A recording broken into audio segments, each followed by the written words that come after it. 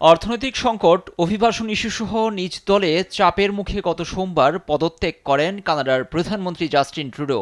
এই সুযোগে কানাডাকে যুক্তরাষ্ট্রের অঙ্গরাজ্য হিসেবে অন্তর্ভুক্ত করে মানচিত্র প্রকাশ করেছেন নির্বাচিত মার্কিন প্রেসিডেন্ট ডোনাল্ড ট্রাম্প। স্থানীয় সময় বুধবার ট্রাম্প তার সামাজিক প্ল্যাটফর্ম ট্রুথ সোশ্যালে কানাডাকে নিয়ে মানচিত্র প্রকাশের সঙ্গে সেখানে লিখেছেন, ওহ কানাডা।